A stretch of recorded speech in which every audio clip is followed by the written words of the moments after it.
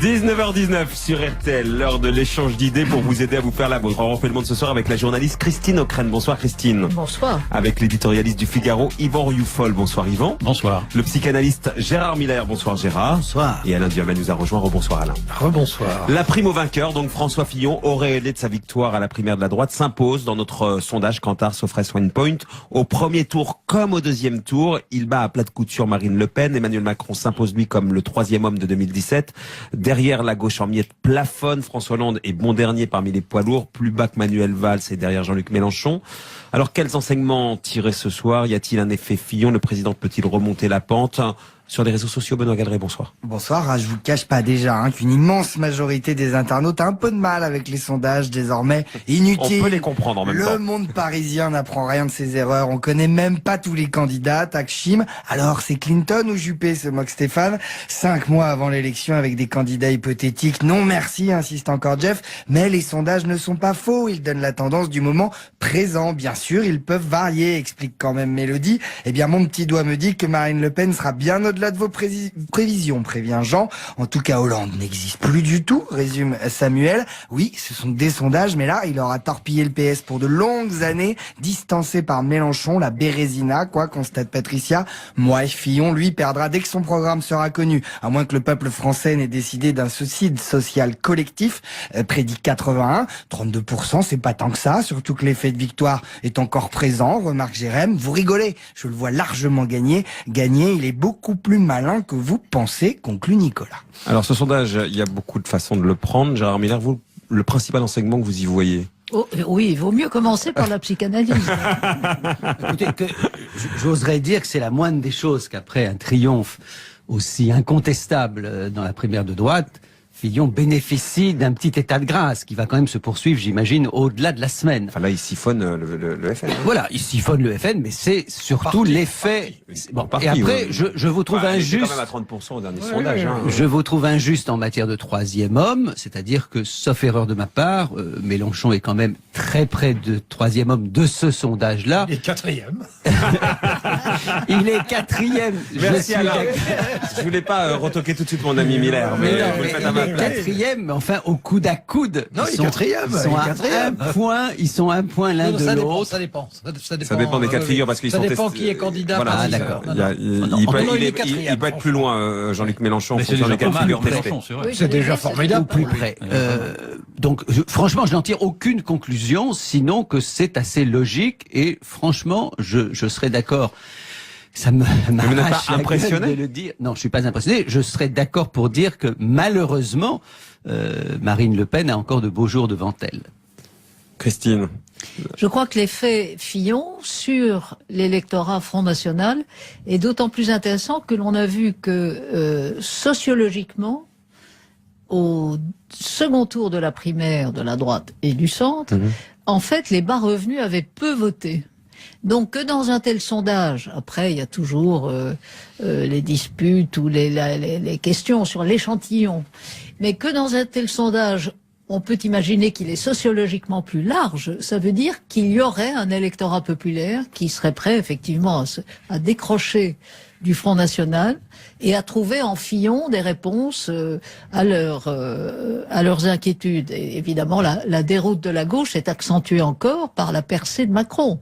Sous quelle étiquette, on n'en sait rien. Pour l'instant, la sienne, en tout cas. Mais la sienne semble suffire pour être troisième. Intéressé Alain Duhamel, pas plus. Bah, c'est déjà pas mal d'intéresser. Bah, je crois pas qu'il soit là juste pour intéresser. Je crois qu'il est là pour un peu plus quand même. Hein. Franchement, quand on fait un peu le tour du personnel politique et qu'on le connaît un peu, ceux qui sont capables d'intéresser et d'avoir conscience d'intéresser et de pouvoir mesurer qu'ils intéressent, ils sont pas très nombreux. Hein. Non, mais c'est pas une émission de télé-réalité non plus, la présidentielle. Donc il est pas juste là pour intéresser. Il est là peut-être. Osez dire ça, Alain Duhamel. Vous vous rendez compte, je me fais plaisir ce soir, Christine. Je me fais plaisir. Je le taquine, mais ça a l'air de marcher. Bon, mais moi, je trouve que Christine a raison d'insister sur le fait que quand on passe de l'électorat des primaires, qui effectivement était un électorat âgé et en gros plutôt aisé, à un échantillon normal, donc représentatif de l'ensemble de la population et qu'on voit que Fillon est en tête nettement au premier tour et alors l'emporte de façon massive, 2 tiers, 1 tiers au second tour, ça ne veut pas dire que Marine Le Pen soit devenue faible. Elle n'est pas faible du tout. Elle règne très au-delà de Mélenchon, par exemple, et même de Macron, il faut bien le dire. Donc, moi, je trouve que la façon dont on retrouve au sein d'un échantillon normal de la population ce qu'on avait pu observer a fortiori évidemment dans l'électorat des primaires, c'est intéressant. Et si vous vous rappelez, il y a encore 2 ou 3 mois, quand c'était Alain Juppé qui était donné nettement en tête, Alain Juppé l'emportait sur Marine Le Pen clairement au second tour, mais pas les autres. Mais pas au premier tour, alors je me souviens. Au premier Juppé, aussi, Juppé, pardon. Juppé, D'accord, pardon. Pas de beaucoup, mais moins nettement. Mais on retrouve le même phénomène avec Fillon maintenant, donc bien, ça a un sens commun. Alain, il y a bien un effet primaire, c'est-à-dire que c'est franchement, je suis pour faire des sondages tout le temps, mais là c'est tellement évident que c'est un effet primaire et qu'il faut quand même attendre que ça se tasse un tout petit peu. Dès dimanche, Alain disait dans la dynamique de la primaire. Alors ce sondage, il a été réalisé après la primaire, mais donc dans la dynamique, ceux qu'on donnait dimanche, ils étaient faits juste avant. Mais Yvan Rioufol, on parle beaucoup de François Fillon, on va y revenir, mais François Hollande, aussi bas, c'est quand même aussi un des enseignements du sondage, il est carrément à 7%, il est 8%. En fonction aussi des cas où il est testé. C'est presque logique de ce qui pousse François Fillon et de ce qui abaisse François Hollande. François Fillon est poussé par cette révolution libérale conservatrice et François Hollande, lui, n'a plus rien qui pourrait le faire se relever, sinon des alliances de circonstances. Et d'ailleurs, on voit bien qu'il a tout intérêt aujourd'hui à faire ce que la gauche se rassemble, s'il veut au moins apparaître comme étant le 3e homme. En passant par la primaire, vous pensez ou pas? Puisque mais alors je ne comprends rien. Moi, je ne comprends rien au langage des socialistes depuis très longtemps. Donc, j'ai compris qu'ils ne voulaient plus de la primaire pour ne pas fâcher, un certain nombre d'entre eux, pour ne pas fâcher le président de la République, pour ne pas fâcher le président de la République, et pour que les électeurs de droite ne viennent pas y mettre leur nez, alors que les électeurs de gauche, entre parenthèses, ont élu, j'ai appris ça dans le Figaro, à 71% des électeurs de gauche ont donné leur voix à Alain Juppé. Donc, ce qui est vraiment un effondrement de cette fausse droite que François Fillon a mis en valeur. Donc, c'est quand même... Ce qui veut pas dire que 71% des votes pour Alain Juppé étaient de gauche, hein. C'est 75% de ceux qui étaient de gauche et qui sont allés voter ont voté Juppé. Oui, c'est ça. Oui, bien sûr. Donc voilà. Donc je trouve que ça clarifie l'élection quand même de François Fillon, clarifie le débat et vient d'ailleurs contredire deux objections, que j'avais pu entendre ces derniers jours, à savoir que d'abord il était le reflet d'un vote censitaire, c'est-à-dire d'un vote bourgeois, provincial, riche, etc., qui ne représentait pas la France. On se rend compte malgré tout qu'il peut représenter la France malgré ce vote, en effet, qui est un vote très partiel. Et puis d'autre part, on laissait comprendre que son programme libéral pourrait être un épouvantail.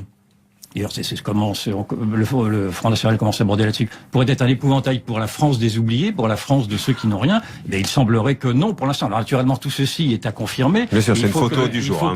Il faut qu'il affine son programme. Mais je pense que sur ces 2 obstacles-là, il peut les surmonter. Mais naturellement, pour cela, il faut qu'il s'arrête à une position beaucoup plus radicale et qu'il ne retombe pas dans les alliances avec précisément ce que les électeurs ont refusé en bloc, c'est-à-dire des alliances avec cette droite honteuse, cette droite qui ne mettent pas d'eau dans son vin, pour faire ça. Et en tout cas, qui ne met surtout pas d'eau dans son vin. Qui ne soit pas non plus démocratique. Ce qui est formidable, c'est que maintenant, au sein même de Attendez, comment ça qu'il soit pas démocratique? Il a été élu démocratiquement, il y a pas... Non, bien entendu, mais je veux dire par là qu'il y a quand même un certain nombre de propositions très inquiétantes chez Fillon et qu'il faut se faire à l'idée qu'aujourd'hui, dans les démocraties, il y a quand même un autoritarisme qui s'apparente à ce qu'avant on considérait comme non démocratique. Je suis désolé, Trump a été élu de façon démocratique mais je vous dis très clairement, Trump a été élu de façon démocratique et je trouve en effet qu'il a toute l'étoffe d'un dictateur.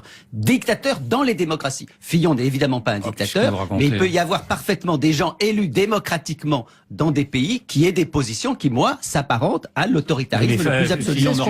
C'est ce qu'on voit en Hongrie et en Pologne. Oui, mais Fillon n'est pas au contraire. L'intérêt de Fillon, c'est de démontrer que l'on peut répondre à une aspiration des peuples sans tomber dans un populisme qui soit extravagant comme celui. Espérons-le.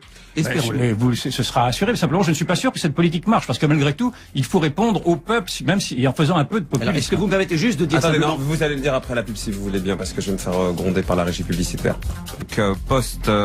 premier tour post-primaire et avant la présidentielle, donc avec Alain Duhamel, Yvan Rioufol, Christine Ockrent et Gérard Miller.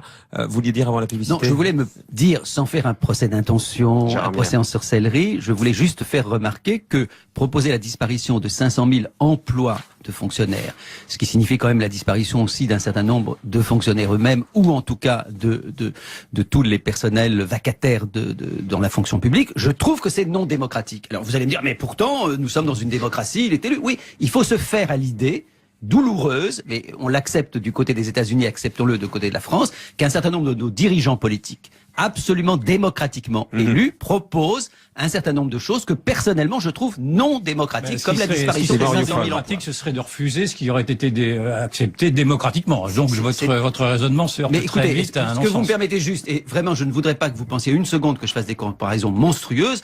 Quand ça commence comme ça, on craint le pire.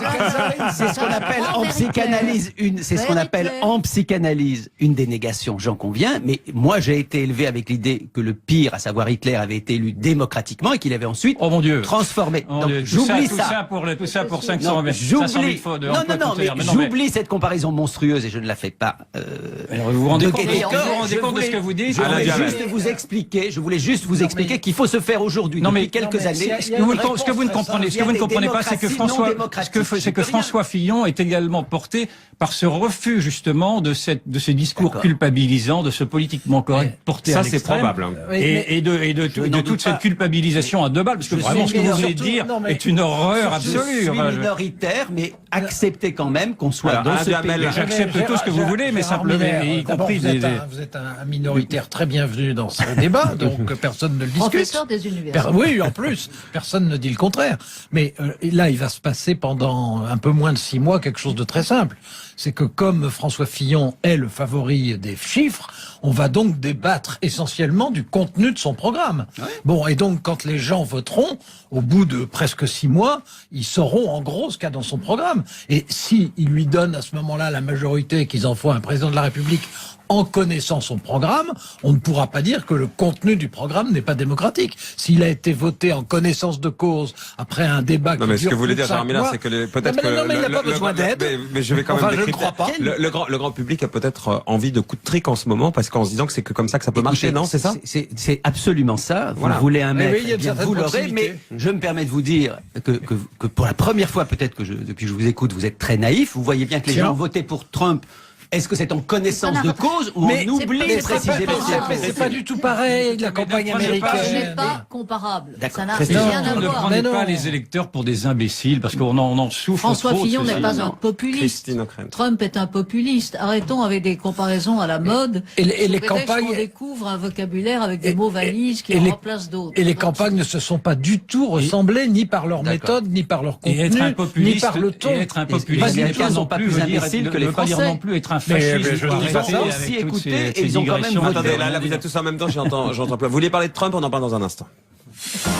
On refait le monde. Sur RTL ce soir avec Yvan Rioufol, Alain Duhamel, Christine Ockrent et Gérard Miller, l'incontrôlable Donald Trump, le futur président des États-Unis, n'en finit pas d'inquiéter. Aujourd'hui, il vient de nommer un ministre de la Santé farouchement opposé à l'avortement et à l'Obamacare. La nuit dernière, il a passé sa nuit à retweeter des messages d'insultes à l'encontre d'un journaliste de CNN. Et à son réveil, voilà qu'il propose de déchoir de la nationalité américaine quiconque brûlerait la bannière étoilée. C'est juridiquement impossible car cet acte est protégé par le premier amendement de la Constitution. Alors Donald Trump rentrera-t-il dans le rang? Vous fait-il vraiment peur? Comment vous jugez cette dernière nuit de Donald Trump sur les réseaux sociaux? Oui, il lui a redonné les comptes, le code de son compte Twitter. Vous saviez qu'il l'avait privé de Twitter pendant un petit moment. Là, on voit bien qu'ils sont dans la panade, résume poliment Claude. J'ai vraiment peur de ce qu'il a déclenché, de ce qu'il a libéré en termes de haine contre les minorités, écrit Charlotte. On trouve même un site qui archive depuis le début du mois de novembre. Ça a été créé par une femme transgenre. Tous les messages et actes racistes et homophobes signalés sur les réseaux sociaux. Son nom, pourquoi nous avons peur? Pour ça, ne dites pas que nous dramatisons. Croix gammée, slogan nazi, etc. Et puis, vous l'avez dit, on voit bien là que c'est un impulsif à qui on a confié le code de la bombe nucléaire. Panique Aïda. Le gars est capable de provoquer une 3e guerre mondiale, redoute Marlon. Et puis en voyant les noms aussi qui s'égrènent de tous ses proches qui vont maintenant prendre leur poste, Victor nous dit que finalement le plus dangereux, c'est peut-être pas Trump lui-même, mais l'administration qu'il est en train de constituer. Il y a quand même quelques nationalistes, même en France, comme Boris, qui applaudissent. Il prépare prépare une gigantesque opération anticorruption internationale dont les Clinton sont le centre. Trump, ça sera le Nuremberg du socialisme, dit-il.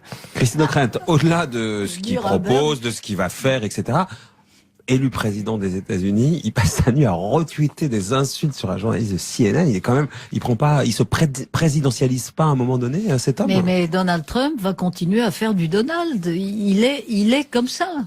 Et c'est d'ailleurs ce qui lui a permis aussi de gagner. Donc, il y a dans le personnage ce facteur d'imprévisabilité qui, évidemment, non pas panique, mais enfin inquiète quand même très lourdement, y compris au sein du Parti républicain, aucun de son parti, des gens qui se rendent compte de la complexité du monde, ce qui n'a pas l'air pour le moment d'épouvanter Donald Trump. Vous dites à juste titre qu'on ne peut pas déchoir quelqu'un de sa nationalité aux États-Unis. Il connaît pas la Constitution, donc ça ne le gêne pas. Et ce qui panique certains des gens qui le conseillent dans le choix de son équipe, c'est encore une fois ce côté absolument incontrôlable. Incroyable. Et donc, il adore Twitter. Il a fait d'ailleurs de ce réseau social son meilleur outil de communication, en disant d'ailleurs c'est beaucoup plus simple et moins cher que d'acheter les journaux parce qu'il ne faut pas éponger les pertes. C'est vrai. Voilà. Et donc, il est comme ça. Mais il y aura heureusement des contrepoids, à commencer par le Congrès, parce que même si le Congrès est à majorité républicaine, ça ne signifie pas qu'elle soit à majorité trumpiste. Au contraire, on se souvient que la plupart des républicains ont tout fait pour empêcher Donald Trump d'accéder. Oui, c'est ce que je dis. Je renchéris. Oui, mais donc il y aura quand même, heureusement, des contrôles. Et il y a beaucoup d'initiatives qu'il essaiera de prendre. Il y a des initiatives qu'un président américain peut prendre sans le Congrès, mais il y a beaucoup plus d'initiatives qu'en France qui sont contrôlées par le Congrès, alors que nous, l'Assemblée nationale, n'en a pas les moyens. Mais une fois qu'on a dit ça, non, parce qu'on disait ça déjà au moment de l'élection, ça vous étonne pas que ce type, maintenant élu, utilise son compte Twitter pour balancer des insultes ou retweeter des insultes? Peut-être que Gérard Miller va me trouver naïf, mais non, ça ne m'étonne pas. Ça m'étonne pas parce que je pense que quand il sera président investi, quand il aura juré sur la Bible, il y a certaines précautions quand même qu'il devra prendre, ne serait-ce que sur le plan international. Oui, le 20 janvier, absolument. Il y a quelques précautions qu'il devra prendre sur le plan international. Il pourra quand même pas envoyer des tweets vengeurs. On va bloquer son compte surtout. Oui, enfin ça faudrait pouvoir. Oui. Mais ça, avec les tweets, c'est autre chose. Mais incontestablement, il va non seulement surprendre, non seulement bousculer, mais il va inquiéter. C'est évident qu'il va inquiéter. Et que, bon, là, il vient de prendre une décision, on est pour, on est contre, mais la décision qu'il annonce déjà en ce qui concerne la fin du traité de libre-échange en Asie, on peut dire très bien vive le protectionnisme. Mais en Asie, les réactions sont plutôt enquiquinées. Les pères et les mères de famille qui nous écoutent, qui sont à cette table, savent que c'est déjà très difficile d'empêcher son propre enfant de jouer sur Internet ou de tweeter. C'est encore plus difficile d'empêcher un président des États-Unis de le faire. Donc je pensais que tu allais dire d'empêcher un vieux de le faire. Non, d'empêcher un président des États-Unis. Je me permets juste et je vais parler d'habitude, je parle toujours ici sous le contrôle d'Alain Duhamel, mais là je vais parler sous le contrôle de Christine O'Krent. Je voudrais quand même que les auditeurs soient sensibles au fait que dans l'extraordinaire démocratie que sont les États-Unis, incontestablement, il y a un certain nombre, alors, je fais une parenthèse, on a souvent reproché à la gauche d'utiliser le mot fascisme à tort et à travers. Je me permets de dire qu'il y a donc dans une grande démocratie un certain nombre de nazis, on pourrait dire de néo-nazis si ça rassure quelqu'un, de nazis qui sont en train d'arriver à la Maison-Blanche. Dans l'entourage de Trump, ce ne sont pas simplement des réactionnaires. À côté d'eux, un certain nombre de journalistes du Figaro apparaîtraient comme des gauchistes. Ce sont des nazis. Des gauchistes. Ce sont des nazis qui portent la croix gammée, qui tiennent des propos antisémites d'une virulence incroyable, qui sont actuellement à la Maison-Blanche. Donc, dans une grande démocratie comme les États-Unis, qu'on sache qu'effectivement, avec un président démocratiquement... Vous validez ça, Christine O'Krent? Le Steve Bannon, qui a été nommé chef stratège, ce qui est d'ailleurs un poste qui n'existait pas dans les équipes précédentes, est à la tête d'un site qui, en France, serait tout simplement interdit, pour toutes les raisons que vient de dire Gérard Millet. Reste à voir quel... Le gauchiste du Figaro, il en pense quoi, Yvan Rioufol? Le gauchiste du Figaro. Soyons prudents avec ces accusations à l'emporte-pièce qui sont parfaitement grotesques. Et sont parfaitement grotesques. Consulter ce site. Non, mais Est-ce j'ai que vous lu, avez été voir le grand papier que fait le Figaro aujourd'hui même sur Bannon, qui ne cite pas d'ailleurs ce site-là, en tout cas qui ne dit pas que c'est un site, et qui ne dit pas que c'est un site nazi en tout cas, et donc je mets en doute que ce soit un site nazi, comme vous le dites, et je ne vois pas Bannon avec des affiches, avec un affichage nazi. Antisémite. Oui. Non mais écoutez, arrêtez. La presse américaine s'est ridiculisée. Trump, on est tous d'accord pour dire que ce n'est pas naturellement quelqu'un avec qui on partirait en vacances. Mais la presse américaine s'est ridiculisée avec lui, ne voyant pas quel était le mouvement qui le portait, et singulièrement ce mouvement anti-médiatique qui le portait, car en effet, Christine O'Krent a raison, il s'est construit contre les médias grâce aux réseaux sociaux, à l'internet, etc. Et singulièrement d'ailleurs grâce à WikiLeaks qui lui a fait sa campagne. Comme d'ailleurs Alain Juppé a perdu sa campagne, notamment un petit peu à cause de ce site qu'il a cité d'ailleurs de Riposte Laïque ou des choses comme ça. Donc il invente une nouvelle forme de la politique. Alors par pitié, ne retombons pas dans les travers avec des sentences définitives en disant que celui-ci est un idiot, qui est un fasciste, etc. Essayons d'analyser pourquoi d'abord la presse américaine n'a rien vu. Vous faites le procès d'avoir retweeté, d'accord. C'est pas un procès, factuellement, c'est quand même hallucinant. Oui, non, mais d'accord, enfin, il fait ce qu'il veut, et d'ailleurs, il est possible que ce ne soit pas lui. Il est possible que ce ne soit pas lui. Enfin, écoutez, admettez cette idée que c'est quand même un peu dérisoire de refaire un procès. Admettons d'abord que cette presse américaine s'est trompée, qu'elle peut faire son autocritique, elle l'a fait, mais alors qu'elle ne recommence pas dans des petites vengeances. Pardon? Elle n'arrête pas de le faire. Sur les faits, sur le fait qu'elle n'avait pas eu d'influence. Et ne nous effrayons pas. Si vous voulez bien, il propose quelque chose qui est juridiquement impossible. Pour le président des États-Unis, ça paraît hallucinant quand même. Dans ce cas-là, il reviendra. Si c'est juridiquement impossible, il reviendra. Mais là, je vous entends dire que c'est quand même incroyable qu'il nomme des hommes qui sont très à droite. Mais enfin, non, pas très à droite. Nazi, c'est pas pareil. Non, vous n'êtes pas un nazi, vous êtes très à droite. Mais on lui reproche de faire des nominations très à droite. Mais enfin, il a fait une campagne très à droite. Enfin, pourquoi avez-vous du mal à dire que Bannon est à la tête d'un site? Parce que je n'en sais rien. Vous êtes très à droite, vous n'êtes pas nazi. Non, je ne suis pas nazi. Effectivement, personne n'imaginerait une seconde que vous l'êtes. Mais pourquoi avez-vous du mal à reconnaître cette vérité que Christine confirme? Je n'en sais rien et je mets vos paroles en doute parce que je sais quelle est la propagande qui est développée dans ces cas-là. Et je veux voir, si c'est vrai, je viendrai le dire. Il suffit de vous intéresser à ce qui se passe aux États-Unis. Mais si c'est vrai, mais écoutez, je m'y intéresse. Les meilleures sources. Mais écoutez, je vois l'acharnement de la presse américaine pour essayer de le faire passer comme étant un fasciste. On parle d'un personnage qui a été nommé à la Maison Blanche pour s'occuper de la stratégie présidentielle. Oui, eh bien, je mets en doute l'objectivité de ceux qui veulent rendre. Je mets en doute l'objectivité. Je mets en doute l'objectivité de ceux qui veulent prendre leur revanche. Voilà. Je suis sûr que l'envoyé spécial du Figaro que j'ai lu ce matin est très capable de regarder ce qu'il y a réellement sur le site. Proposez-lui du président élu et